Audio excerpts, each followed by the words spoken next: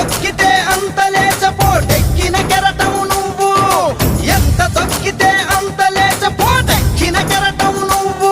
ఇక మొదలు అసలైన ఆట నువ్వు తూకై రేవంతన్నా. తెలంగాణ పులి బిడ్డ నిన్ను మరువబోదు ఈ గడ్డ, నీ మాటే తుపాకి తూట, ఇక సాగదు సర్కారు ఆట.